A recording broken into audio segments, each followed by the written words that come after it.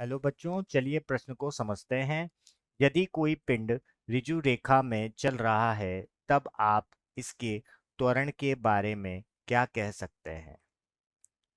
तो सर्वप्रथम हम यहाँ पर देखेंगे मुख्य अवधारणा। तो मुख्य अवधारणा में हम यहाँ पर देखेंगे त्वरण। त्वरण क्या होता है? त्वरण होता है वेग में परिवर्तन, वस्तु के वेग में परिवर्तन और उसमें लगने वाला समय किसके बराबर होता है? त्वरण के बराबर होता है। त्वरण एक सदिश राशि है। कौन सी राशि है? ये सदिश राशि है। और सदिश राशि में दो चीजें होती है, एक तो होता है परिमाण और एक होती है दिशा। तो अगर मेरे को सदिश राशि में परिवर्तन करना है तो या तो मैं परिमाण में परिवर्तन कर दूं या दिशा में परिवर्तन कर दूं, या फिर मैं क्या करूं, दोनों में परिवर्तन कर दूं। तो उससे हम त्वरण उत्पन्न कर सकते हैं। त्वरण में परिवर्तन आ सकता है। अगर त्वरण वेग पर निर्भर करता है तो वेग भी एक क्या है? सदिश राशि है। तो वेग में परिवर्तन मैं परिमाण से भी कर सकता हूं और दिशा से भी कर सकता हूं। तो इसी परिकल्पना को, इसी अवधारणा को हम उपयोग में लेकर हल करेंगे। तो हल देखते हैं। हल, अब हमें प्रश्न में दिया हुआ है कि कोई पिंड है, वो किसी ऋजु रेखा में चल रहा है। अगर ये ऋजु रेखा में चल रहा है तो मान लेते हैं इसका वेग v है।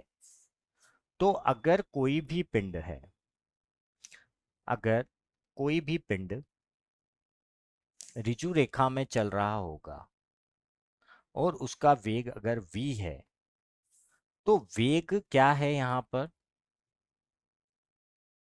यहाँ पर अगर हम बात करें तो वेग क्या है? एक सदिश राशि, सदिश राशि है।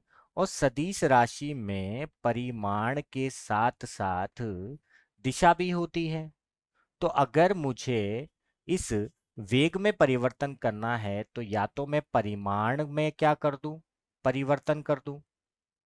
मतलब परिमाण को क्या कर दूं? मैं चर बना दूं। या फिर मैं क्या कर सकता हूं? दिशा को चर बना सकता हूं। और अगर मैं इन दोनों को भी चर बना दूं तो भी हम क्या कर सकते हैं?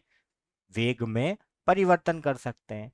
और अगर वेग में परिवर्तन होता है तो हमें पता है कि में वेग में जो परिवर्तन होता है, वेग में परिवर्तन अगर समय के सापेक्ष होता है तो हम उसे क्या कहते हैं? त्वरण कहते हैं। तो वेग में परिवर्तन समय के सापेक्ष क्या कहलाता है? त्वरण कहलाता है। तो अगर हमारे वेग में परिवर्तन आ रहा है और वेग में परिवर्तन अगर वो सीधी रेखा में चल रहा है तो वेग में परिवर्तन हम उसके परिमाण से भी कर सकते हैं और हम उसकी दिशा से भी कर सकते हैं। तो सीधी रेखा में चल रहा है तो अगर हम उसका परिमाण में परिवर्तन कर दें तो भी यहाँ पर वेग में परिवर्तन आ जाएगा, या फिर हम उसकी दिशा में परिवर्तन कर दें तो भी वेग में परिवर्तन आ जाएगा, या फिर हम दोनों में परिवर्तन कर दें तो भी उसके वेग में परिवर्तन आ जाएगा। परिणाम स्वरूप यहाँ पर त्वरण उत्पन्न होगा। तो यही हमारे प्रश्न का सही हल होगा। मैं आशा करता हूं आपको समझ आया होगा। धन्यवाद।